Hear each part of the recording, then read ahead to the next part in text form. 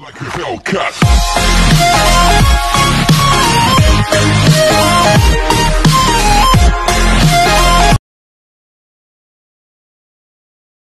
Isa po dito sa 13 Osorio po. So, nakilala ko po yung barley sa buhay ko 2012 kasi po, hindi ko na sabi yung upline ko. So, nagpapasalamat po ako kasi dumating lang po siya sa akin. Ako po ay na-diagnose noon na may myoma po. So, nung dalaga po ako, nag-aaral ako, irregular po yung menstruation ko.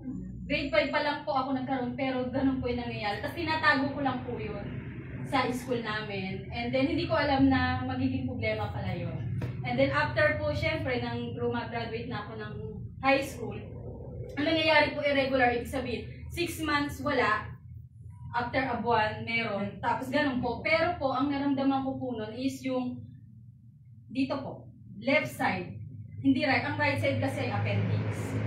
Dito po siya masakit, para po siyang, hindi ko alam, parang may, yung ugat ba, parang hinahatak na masakit talaga siya. And then, nagkakaroon ako nung pag lumalakad ako sa hagdanan, nag-aaral pa po ako. Talagang ang sakit po ng buong katawan kasi masakit, parang may puputok na hindi ko alam. Sabi ko, appendix ba to? Sabi ng teacher ko, hindi appendix kasi ang appendix, dito daw po pala. So, dito siya. So, syempre ako natatakot, hindi ko po sinasabi yung sa mother ko na may nararamdaman na ako. Ang gagawin ko, kulang ako. Tapos ipapahinga ko lang, tapos dahan-dahan na po yung lakad ko. Naging ganun po hanggang makagraduate ako, hanggang mag-college ako. Tinago ko lang yung sakit ko. Tapos po, nalaman ko din po, dahil doon, is nagkaroon na din po ako ng sakit na ulcer. Yan po. And then UTI. So, dahil po dun sa dami po ng sakit na nararanasan ko, doon po ako, marami na po akong tinake na medicines para lang po to cure. Kasi sa bituka po natin, may something na masakit na hindi mo alam kung ano yung gagamutin mo. Lagi po ako may problema dito sa katawan ko. And then, syempre po, nung nag-asawa na po ako, 2006 po, tapos kinasal po ako, syempre po, alam niyo naman po, nag-asawa, doon po nagkaroon ng contact, syempre asawa ko po siya. Siya po yung napang-asawa ko. So, syempre, bumukas po yung ovary ko doon. Doon po na-diagnose talaga na ang dami na po talagang, pag ang regla po natin ay hindi po na ilalabas, yun po yung nagiging myoma. So, naipon po. So, ang umiyak ako sa asawa ko kasi regular po ako sa trabaho ko sa JAE, electronics. Syempre, hindi po lagi absent. So, sabi ng mag-resign ka na lang. Kasi kung a-absent ka ng ganong katagal, kasi lagi po siyang masakit, lagi po ako sa clinic. Lagi po ako yung pag may masakit po sa dysmenorrhea ko, lagi po yung may bag, alam niyo po yung bag lagi may mainit, tapos lagi, nandun po ako lagi sa clinic, so hindi na po ako nakapagtrabaho. So, sabi ko, ano ba itong nangyayari sa akin? And then, syempre, yung asawa ko, nag-aalala din sa akin, pina-check po ako sa UMC sa Lasal. So, pina-ultrasound na nga po ako, kasi pwede ka na ultrasound kasi pag may asawa ka na yun. Kasi dati, pag dalaga, syempre, alam niyo, sarado po yun. So, Korean po yung nag-check up sa akin. And nagulat po ako, sabi niya, meron kang polycyst.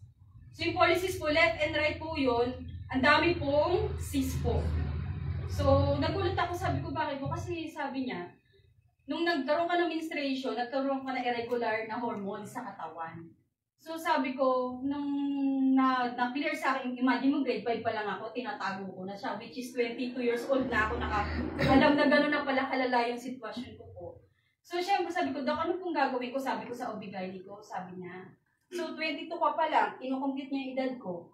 Pwede kang magpa-opera or pwede natin siyang gamutin through medication. Pero hindi ko sure kasi delikado na po left and right.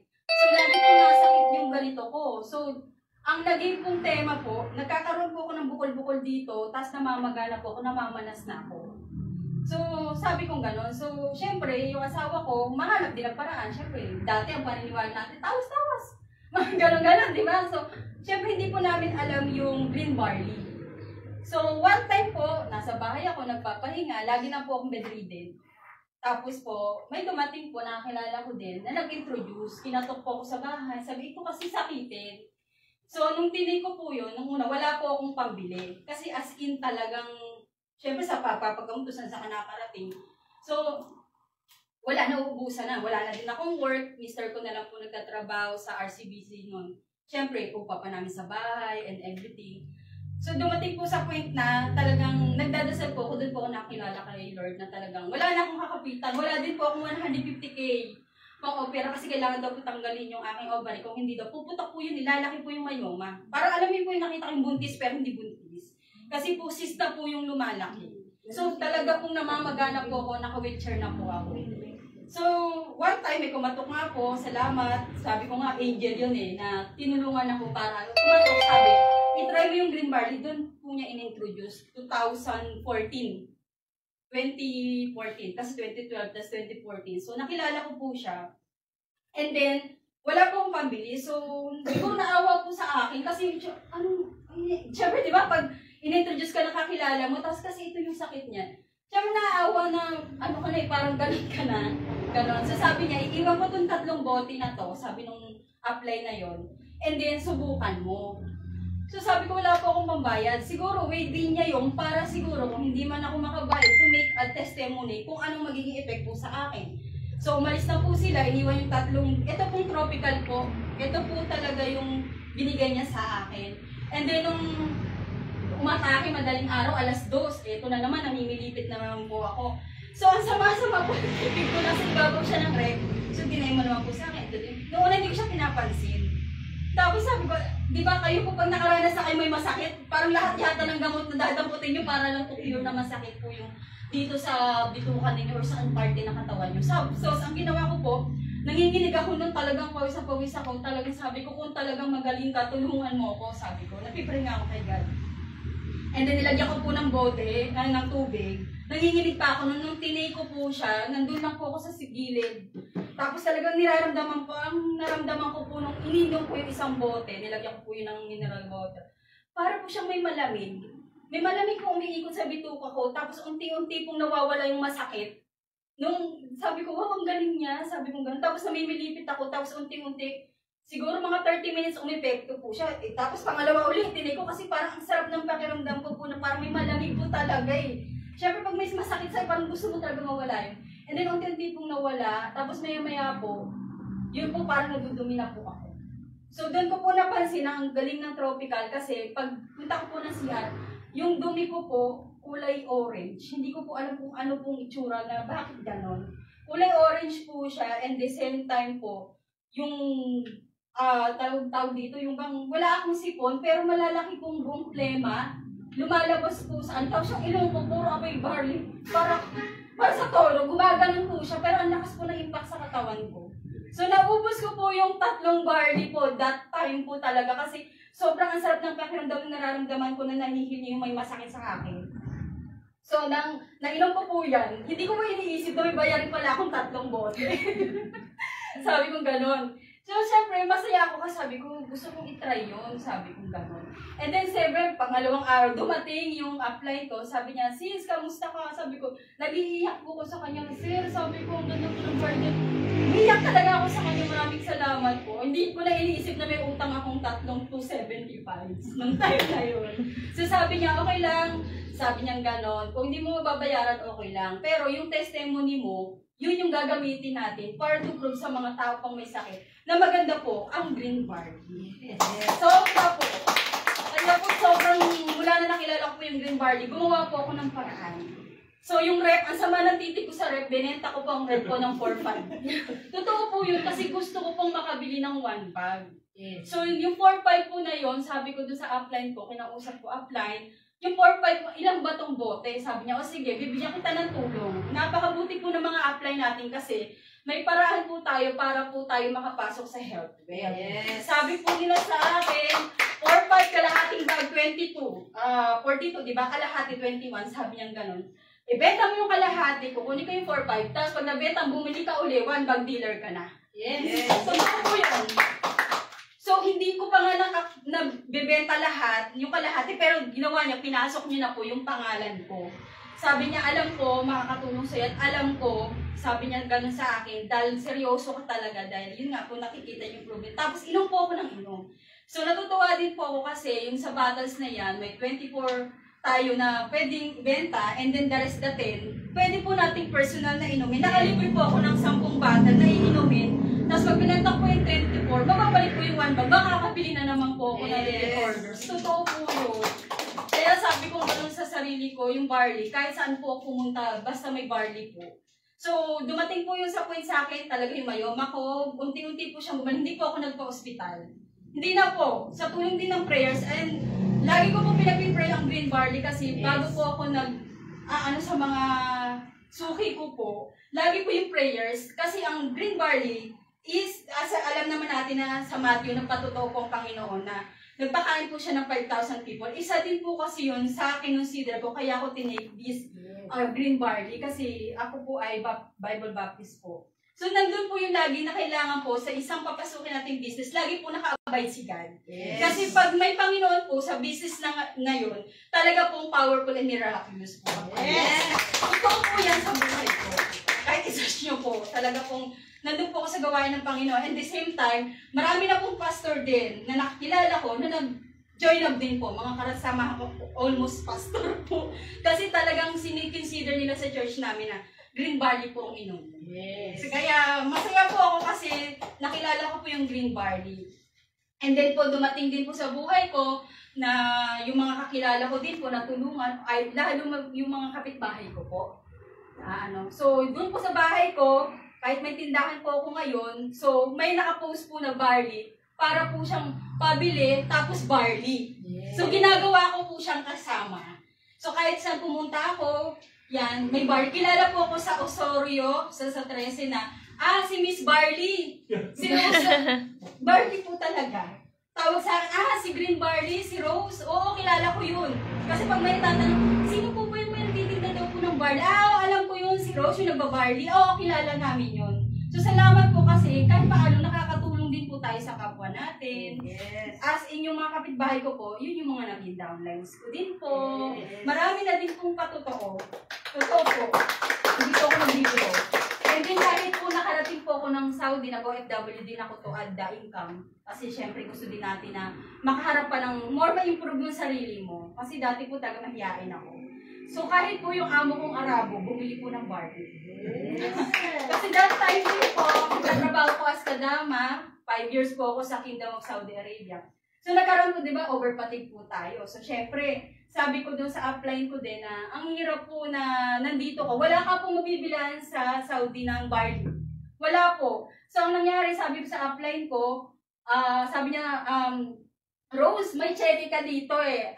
Anong gagawin natin? Ibili mo ng barley, babayaran ko yung tracking fee niya. The same price din siya, pero okay lang kako. Ang mahalaga, makarating lang dito. So doon sa Saudi po, binibenta ko sa mga kadama. Indonesia, Nigerian, kahit paano marunong po ako mag-Arabic. Kahit po sa amo kong lalaki. Sabi niya, what is that? Basta daw may halal. So may halal certificate po ang barley. So wag po tayo natakot. At nagtawid ko din po siya sa ibang bansa. So talagang totoo po yun. Meron din po ako na live video nung time na yun. Talaga po marami din po na nakapanood. Tinatranslate ko siya sa Arabic. Tapos English sa Tagalog. To know na magaling po yung green barley natin. Yes. So, I'm proud health wealth. Kahit minsan on-off ako, syempre tayo ay may anak na rin. Yun din ang isang good news po. Ang dalawa ko pong anak ay bunga po ng green barley. Yes.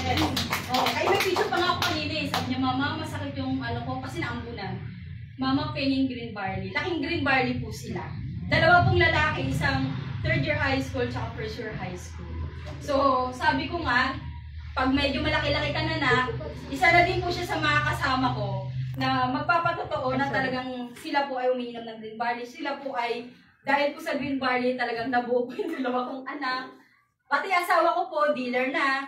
Sabihanan ko sa Bicol, nag-dealer na rin. So, nagpapasalamat po ako. Sabi ko, hindi ko makalimutan yung health well po. Kaya po nandito ako. So, sa tagal po, siguro, kinuwenta ko, sabi, ilang years na ba ako? 10 years. Pero hindi naman po ako ganun kabong pa.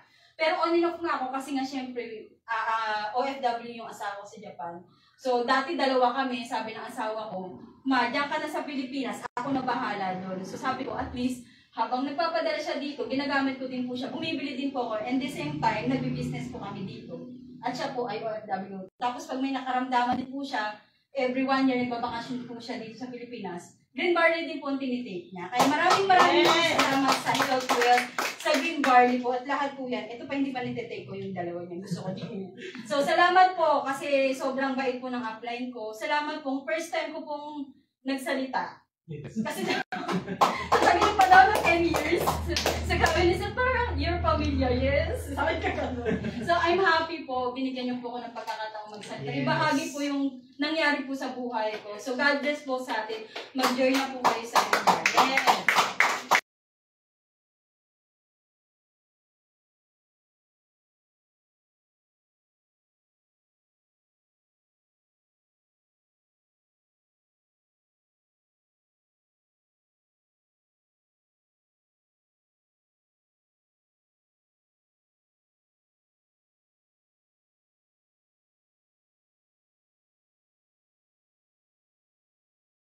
So, andito na kami, Emerald Building, ang building ng Health Wealth. Ayan. Ay, naku, thank you, Lord. Nandito kami sa Health Wealth ng opisina. Yay! Kasama ko si Bunso. Eh, nakapagpa-ID na ako. Yes! Emerald Ortigas Building. Oh, ang ganda!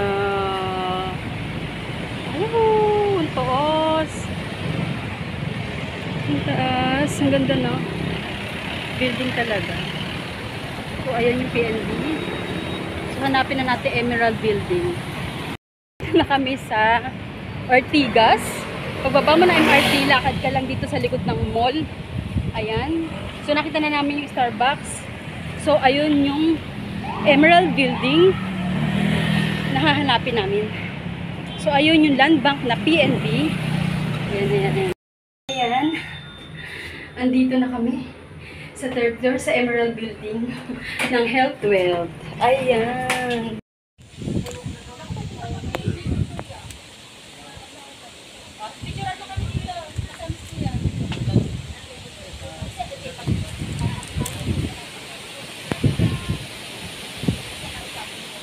First ko ng hangin dito. Ano, Chay? Ano? So, ipapasok po namin siya sa Grab kasi napilag namin plaka na. Siyempre, bagong labas. Lala. So, yun po yung pag-uusapan habang tayo ay kumakain. Kasi pag kumakain din tayo. Ay, huwag na po kayo mayat sa namin. Kasi at least, business po ito. Kung anong merong pinang, ibabahagi ko yung business. Napakabait Chay. asawa. Alam ni Kuya Jaw yan. Chay. Siguro man ako. Opo, 17 years na po kami. Pero Chay. hindi po kami masyado. Chay.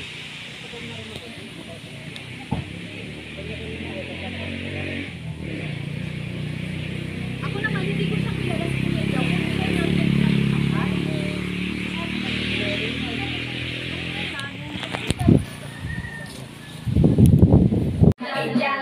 Dito kaya kita. So, para pa sa ating winners of products worth of 1,925 each, 6 winners. Ito na, nararamdaman ko na ang kanyang pangalan. Congratulations kay Ma'am Letalyn Simbulan. Ang representative po si Ma'am Rochelle. Ayan. So, tayo po kayo Ma'am as representative. Yan muna. Bagong ulo. Kayo ba ang kumiling?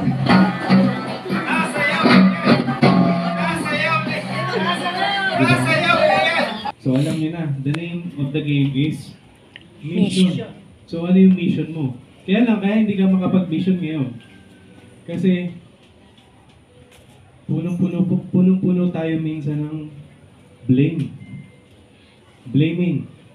Kung sino-sinong biniblame natin sa buhay. Nagigets niyo po ba ako? Letter B. Natutunan ko sa negosyo natin, if we want to become successful, dapat stop blaming. Stop blaming. Wala kang sisisihin kung may resulta ka o wala. Wala kang sisisihin kung hindi mo nagawa o hindi mo na-hit yung target mo. Wala kang sisisihin dapat to. Guys, are you listening? Yes. Yan po. The second one, kaya minsan, parang ang bigat ng pakiramdam. Yung letter A, punong-puno tayo ng angry. Barley. Eh. Angry, galit. Ah. So, ano nangyayari? Galit sa Na-manipulate na lang natin yung sitwasyon. Pupunta tayo sa labas. Eh, kung pit-pit-pit-pit natin yon, mas lalo tayo, parang nakakapagod. Diba, kahit pa kumita ka, parang pagod pa rin. Tama. Kasi mayroon kang dala-dala. Tama po ba? Yes. Nakaka-relate po ba kayo? And then the last part. Naalala ko lang yung meaning na yun eh. Blaming, angry, and then yung guilt. Guilt. Guilt. Blaming. Guilty tayo.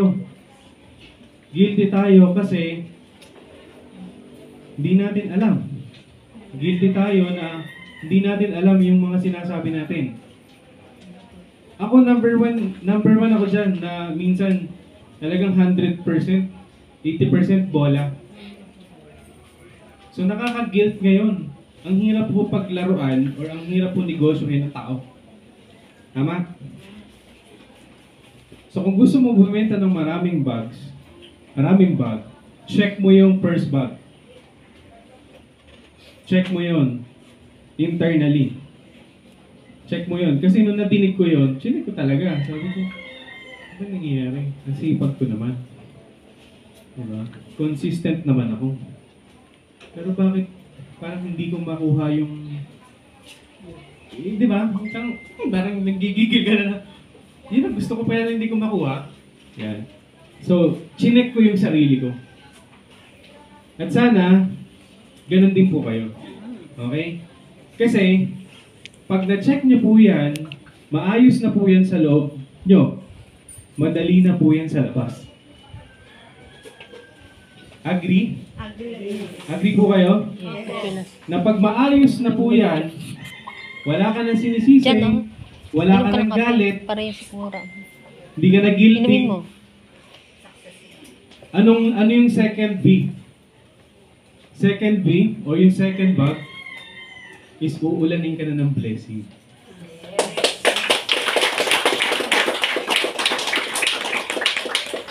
Ang blessing hindi naman literal pera lang. For me, blessings yung, hindi naman kami kasi talaga, parang naging close na lang kami ni tita ko kasi siya eh, Tita Lisel. So sa negosyo natin, sabi nga ni isang mentor, dapat marunong kang mga mag-anak dito. Huwag ka lang daw mga anak. Dapat, kasi, pero talaga magkamag-anak po kami kasi yung lola at lola namin magkapatid, tama, sa Lundag. So, blessing sa akin, na makilala ko yung mga same energy na meron ako. Blessing sa akin na magkaroon tayo ng mga mentors like Dr. Capio. Yes, that's Diba? right. Take note, hindi natin siya kagrupo. Pero nasan siya? Nandito siya. Sabi nga, pag meron daw pinagdadaanan ng tao at tumulong pa sa'yo, hindi daw tulong ang tawag doon. Ang tawag daw doon, pagmamahal. Yes, that's right. Tama. Amen. Ano pa yung sunod? Uulanin ka ng blessings. Blessing yan eh, tama? Kasi, ma-absorb mo kung ano man yung meron sila. Tama? Ang kailangan kasi natin, tamang environment eh. Kasi hindi na tayo magtatanong nandito kung may pangarap pa ba tayo o wala. Lahat yan, meron tayo. Tama? Ang question na lang doon, anong klaseng environment, anong klaseng lupa yung kailangan natin? At sino yung mga makakasama natin doon? So, blessing for me, itong mga tao na to. And the rest of you, leaders. Blessing po kayo sa akin. That's why, ano nangyari? Maraming achievements. Maraming achievements. Maraming achievements. Sige, tapon mo sa basura. Dito. Dito sa basura. Hindi. Maraming achievements.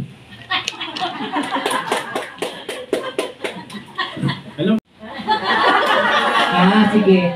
Yung puso ngayon kay Carl Sagasi, happy na! Birthday pa! Happy na! Birthday pa! Happy na! Birthday pa!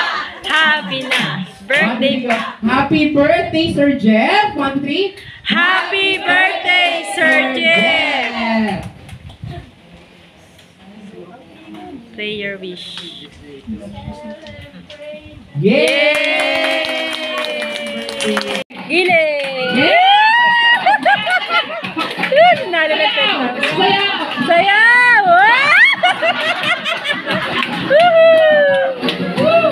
Grabe. Congratulations!